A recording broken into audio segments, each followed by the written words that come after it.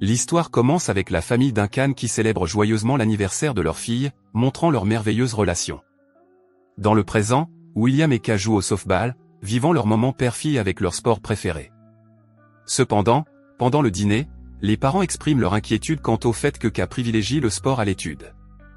Cependant, Kay insiste sur le fait qu'elle peut faire les deux et qu'elle gagnera certainement le prochain match. De l'autre côté, dans un club de striptease appelé The Den, entre la célèbre bande de rue appelée les Fete Boys, qui admire le paysage pêcheur. Pendant ce temps, Donnie, leur chef et père, frappe un homme et le tue sans pitié. Puis ses deux fils arrivent, Rory l'aîné et Danny le cadet. Danny dit qu'il est enfin prêt à faire partie de leur activité illégale et reçoit sa première arme, ce qui libère son potentiel criminel. De retour chez les Duncan, William et Kay prennent des tacos pour fêter la victoire du match. William commande des tacos dans un restaurant mexicain, tandis que Kay reste dans la voiture. Malheureusement, leur destin est terrible dès l'arrivée des fêtés.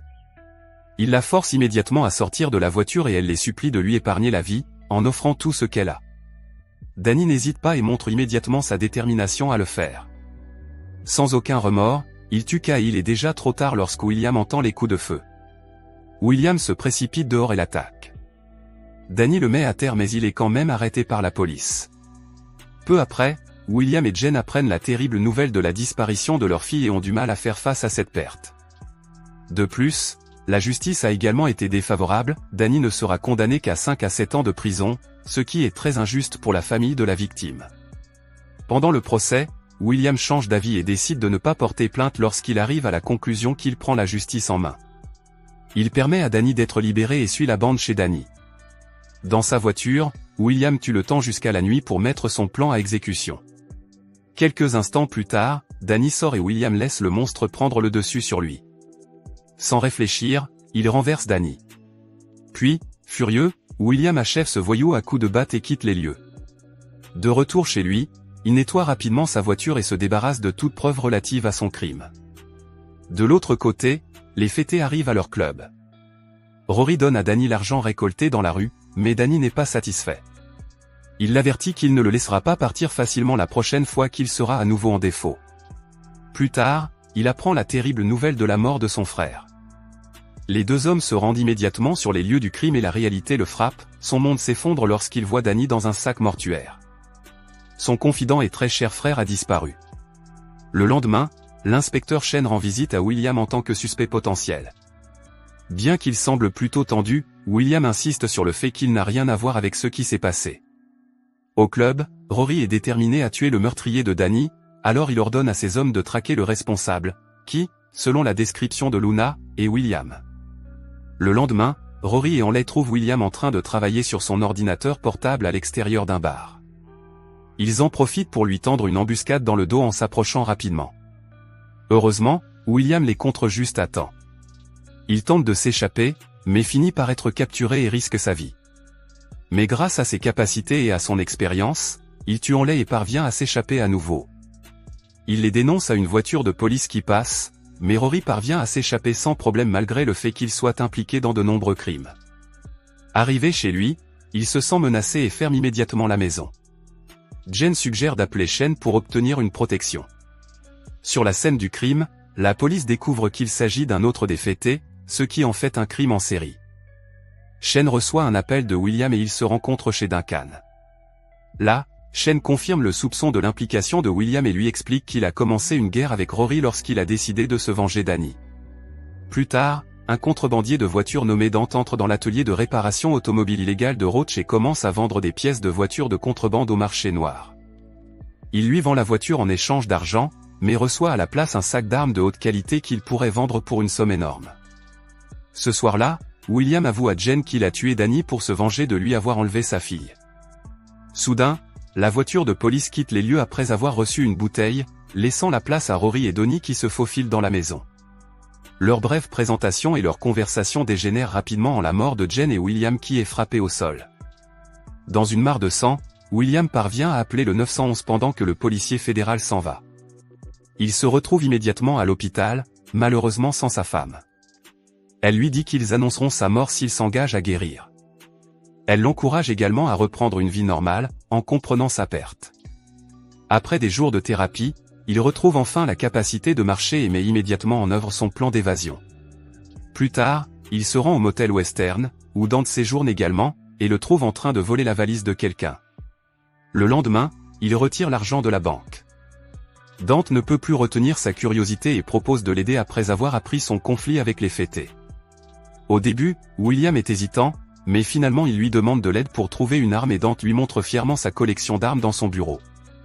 Il lui confie qu'il a eu une rencontre similaire avec les fêtés dans le passé, où il a été touché à l'épaule et a perdu son cousin.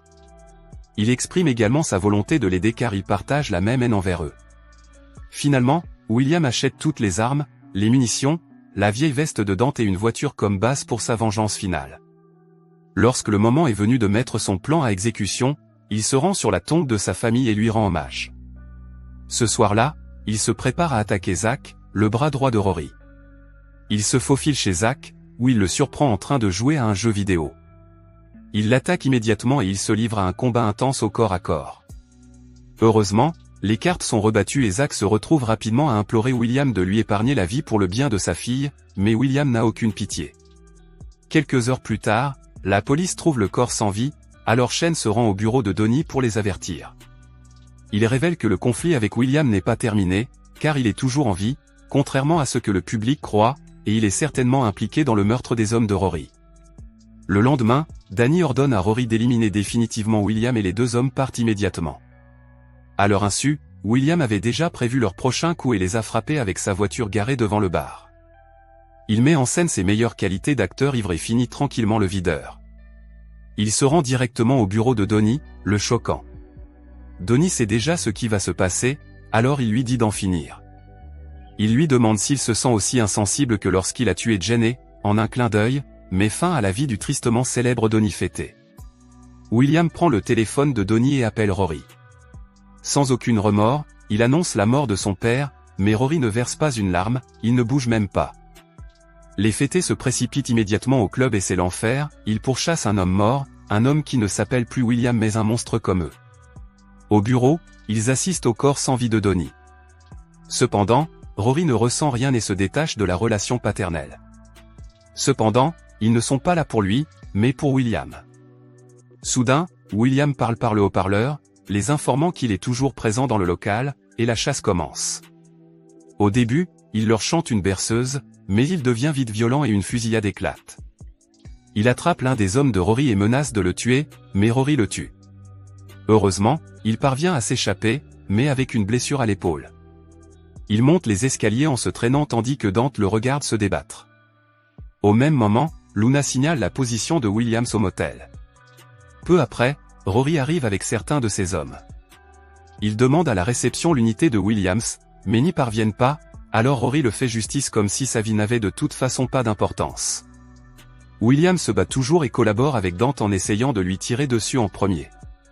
Cependant, ils sont clairement en infériorité numérique et n'ont d'autre choix que de quitter le motel alors qu'ils sont engagés dans une fusillade. À la tombée de la nuit, la fusillade se poursuit et Dante a du mal à les semer sur les rails.